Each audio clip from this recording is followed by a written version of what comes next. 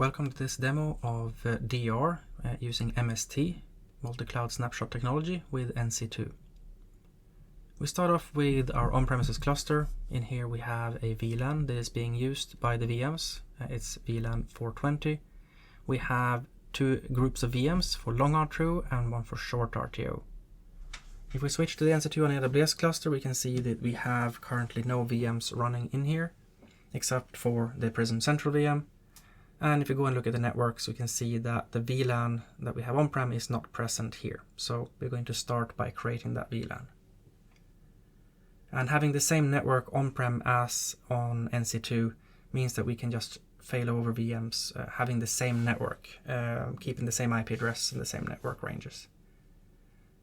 So on the NC2 side, we create a new VPC, an overlay VPC. I'm setting the DNS to use the AWS.2 resolver, the default for the AWS VPC. And we create a subnet which will mirror the on-prem VLAN when it comes to the CIDR range, the default gateway, and we will have a DHCP range which is different though. So here we put in the CIDR range and we put in the gateway, and these are the same as on-prem. And then for the DHCP pool, we add in a range that is outside of what we have in the on-prem range. So there is no overlap there. I'm just going to use this 200 to 240. So there we have a subnet now on the NC2 on the cloud side that is the same as on-prem. The next is enable the disaster recovery service, and this is just done by a click really through the Prism Central settings. So we do that both on the on-prem side and the NC2 side. It's basically just a click of a button. Do be aware that enabling this will use up a bit more resources for the Prism Central instance.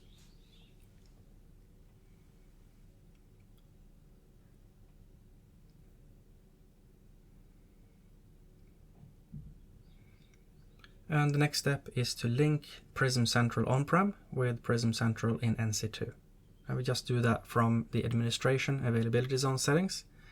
And these are, of course, Nutanix availability zone, not the AZs in AWS.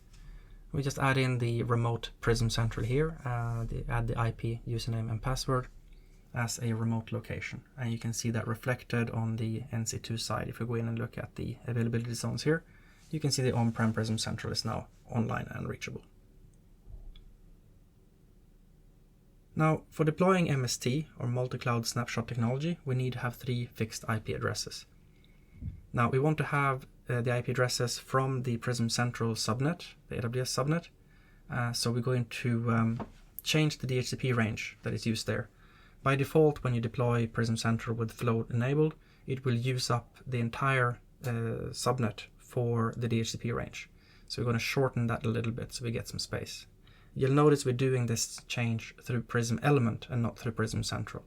And that is because Prism Central can't modify the cloud native subnets, but Prism Element can. So if you go in now to Prism Central and we check the CIDR range there, or the DHCP range, we can see that that has been shortened down a little bit. So we can now use some of the IPs from the end of that range. Now we're going to use an S3 bucket for MST. So if we go into the AWS console, we can see we have a bucket created in here. It has to start with Nutanix-clusters. I have given EC2 full permissions to update this bucket, but you can also just have an IAM user with the permissions to change or update data in there. Now we're going to enable the MST service on the NC2 cluster. And since we are using a pilot light setup, MST service will be running on the NC2 cluster. If we did a zero compute setup, where there is no NC2 cluster in the beginning, you would install or run these steps on the on-prem cluster instead. Keep in mind you need to have a 7-point-something version in order to deploy MST. So we SSH into the Prism Central VM, and from here we are going to deploy the MST service. I'll just copy and paste in the command to deploy it here. You can see that we are having -b for the bucket and -r for region. This is the bucket name, so we match that. And if you go and look at our region, we are currently using AP Northeast 1 I'm going to use that as well for our command. We're going to make that window a bit bigger, and then we're going to add in the IP addresses. And finally, the name of the subnet, which is PC-net. So let's go and check our IP addresses that are being used. So we made some space at the end of this CIDR range, and thanks to that we can use, since the CIDR range end with 220, we can do 221, 222, 223 for example. And that should give us the IPs we need in order to deploy the service.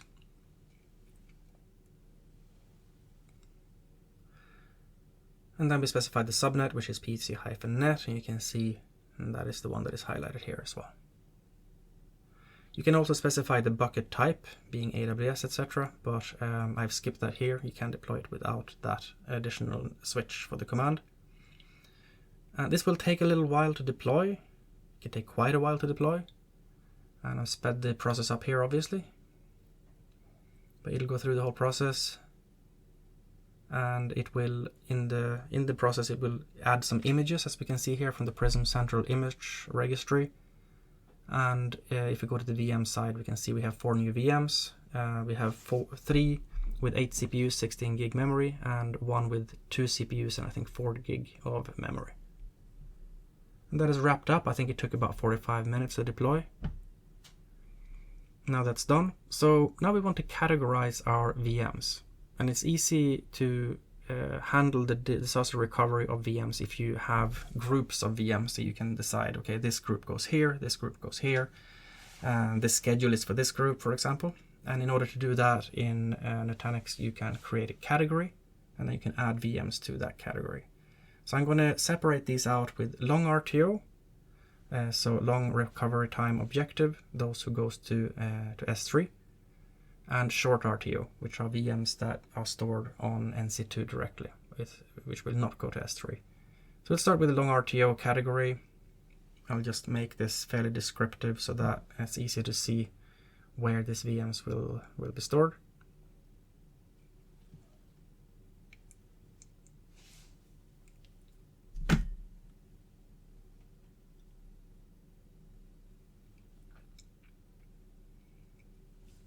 And do the same thing for the short RTO VMs. And name that something descriptive as well. Make it easy to separate out.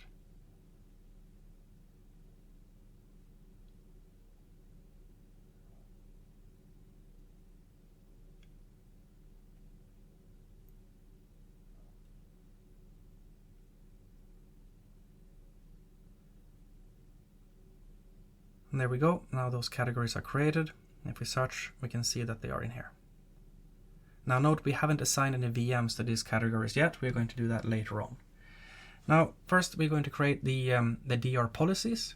So first we create the policy for the short RTO VMs that go from on-prem to NC2 directly. And we're going to create the protection policy. We'll give it a useful name, if we can spell to protect. And note, we are setting this up from the on-prem cluster, so the primary location is the local AZ, and the recovery location here will be the NC2 cluster. We add in a schedule. We have async and sync. So from on-prem to cloud, you can only do async or near sync. So if you highlight async and use something in minutes here, that's going to be near sync. You can also do hours, for example, when it comes to that, which would be async. So we set the locations and the schedule. Now we're going to add the category to decide what VMs will be affected by this policy. And we highlight our short RTO category of VMs, and we create this policy.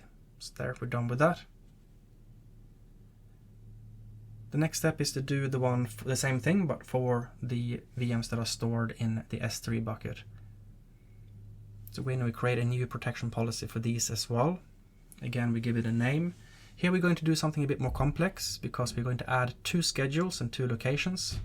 The first one is going to be from on-prem to the bucket. And the second one, when we are failing over from the bucket to NC2, as NC2 is the pilot light cluster, we need to have a schedule where NC2 will also update that S3 bucket in between. So I'm creating a second schedule, a second location in there with NC2 syncing to S3. And we set the same schedule there for both of those. So we have on-prem to S3, and we have from NC2 to S3. Those are the two schedules we got. So we go ahead and we add then in our Long RTO VMs. And we finalize the policy.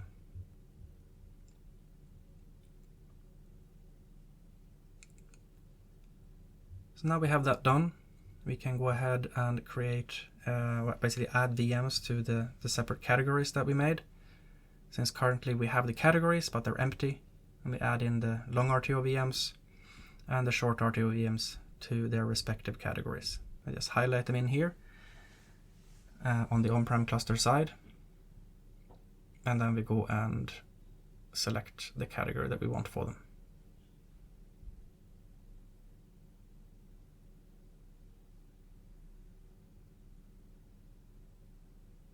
So this way you can have VMs that needs to recover fast in the short RTO group and VMs that can take a bit longer in the long RTO group. And thereby you can save on costs, running costs, because the NC2 cluster only has to be big enough to handle the resources of the short RTO VMs. And then if you want to restore the long RTO VMs, you can expand the cluster at that time. But in normal case, you don't have to have the cluster at that size. So now we're creating the recovery plan. We need to do a plan for the short RTO and for the long RTO separately. So we create an RTO or a recovery plan here now first for I think the short RTO VMs. So we're failing over from on-prem to NC2 directly.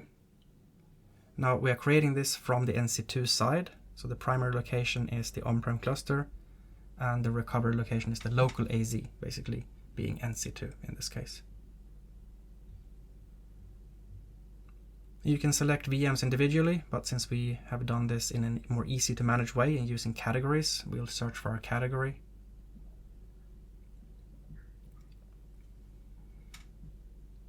And then we can highlight the one that we want, which is the short RTO VM category, and we just add those in here. When it comes to the network mapping, we are mapping the network on-prem to the network that we created on NC2. You can do a test setup here as well in case you want to test the network or test the failover. You should regularly, of course, test your DR plans. In this case, I'm going to be a bit lazy and I'm only setting up the production settings for networking. And it's going to warn us about that. Normally, it would expect us to have the settings for the test network as well.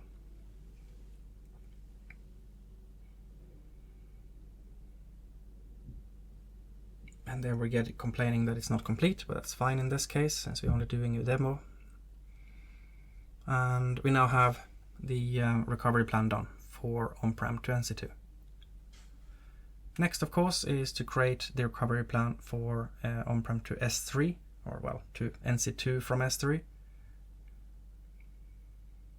So we create another recovery plan. In this case, we're doing the same settings. I know we're recovering from S3 to NC2, but we still have to set the primary location as on-prem because that's what the VMs are coming from originally, and the recovered location is NC2, which is in this case the local AZ. So we'll give that a useful name. It says from S3 to NC2, but you can use it again to fail back to on-prem as well, which we'll do at the end. So we're going to search for our category, the Long RTO category. And we'll add that in here.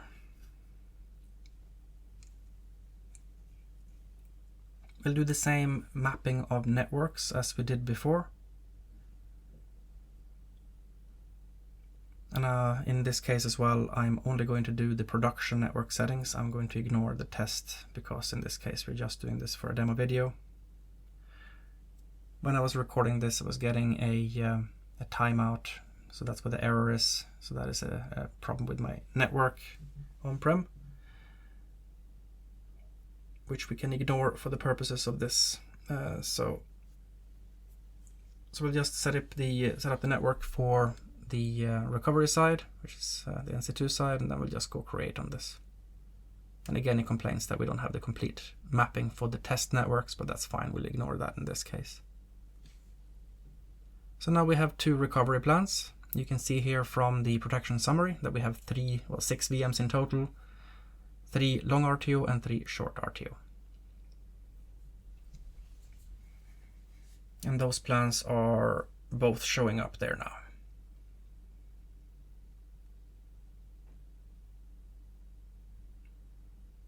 So now we can go to the bucket, refresh in here, and we can see some objects have already been created. So we're starting to get our initial snapshot stored in the bucket. And if we go and look at the recovery points, we can see here that we also have a few points for each one of the VMs. Now we're going to try to fail back. We're going to fail over. We're going to start by failing over the VMs that we have synced directly to the NC2 cluster. So these are the short RTO VMs, the ones that we wanted to recover quickly. So we go to our recovery plans on the NC2 side. In this case, we'll do a planned failover, which will sync the lost data from on-prem, power off the VMs on-prem, and then sync them across and power them on the NC2 cluster side.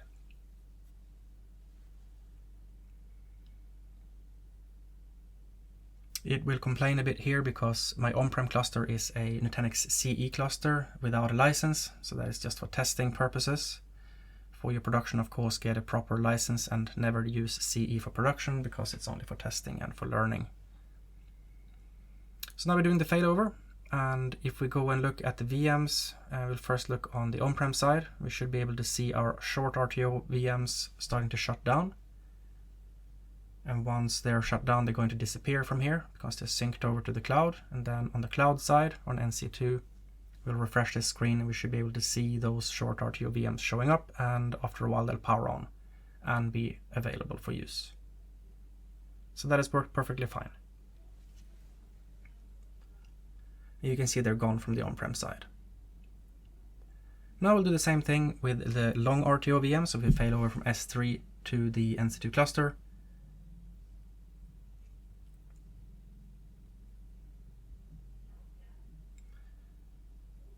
So we'll do the failover here.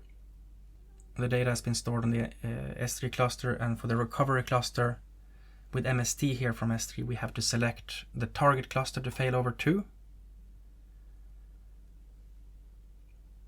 So we have done that here. We have selected our NC2 cluster as the recovery cluster.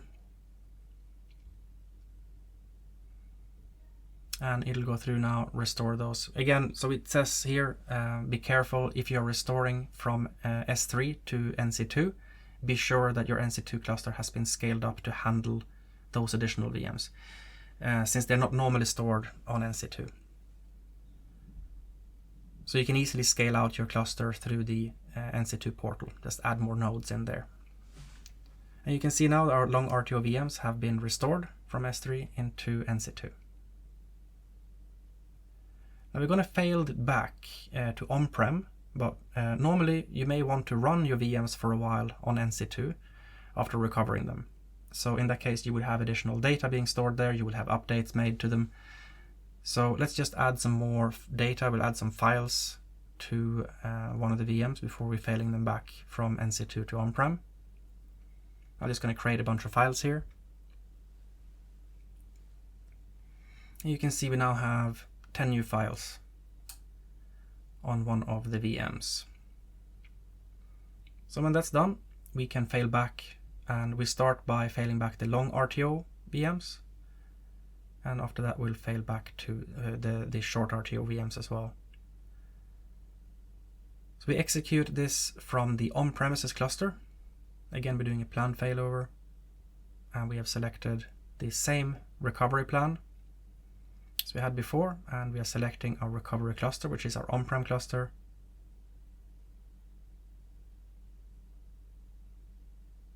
So you don't have to create any additional recovery plans or anything else. When using a pilot light, you can just have the same plans as you had for syncing from on-prem to cloud.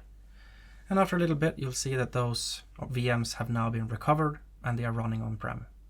So let's go and check out that VM that we updated before and see if those updates are still present. I'll just go and open up the console for this VM that we added some data to before on the cloud side after recovering from S3. and see if those files are still present.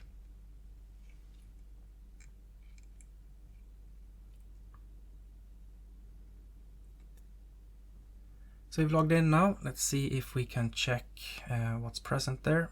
And it looks like we have our 10 files in there, just like we did updates from the NC2 side. So no problem at all. And now finally we will fail back the short-RTO VMs. And again, we'll execute this from the on-prem side and highlight the recovery plan that we used before. And in this case, we're just failing things back.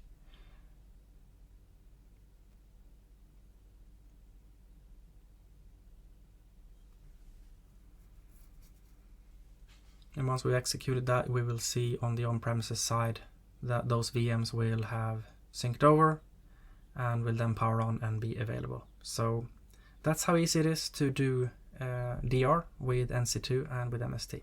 Thank you.